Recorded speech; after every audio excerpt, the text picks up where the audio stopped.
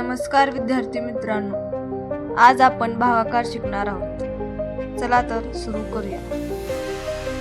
भागाकाराचे चिन्ह. इथे 4 4 8 7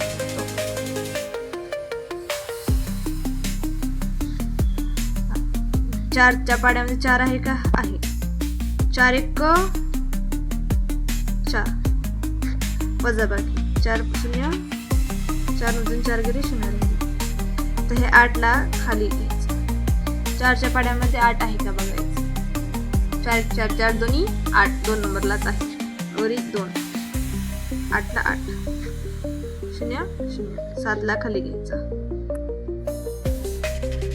4च्या पाड्यात 7 आहे का? नाही. 4 4 दोन्ही 8 आहे पण 7 नाही आहे. तर आता आपल्याला 7 पेक्षा लहान संख्या बघायची. 4 1 4 4च लहान आहे. 4 1 4 1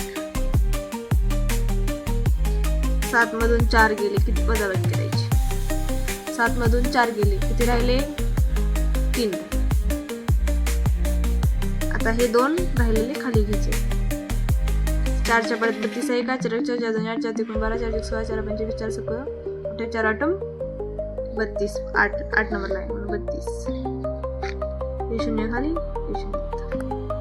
तर असा असतो आपला भागाकार. एक 5 3 2 5 हे तुम्ही करून टाका.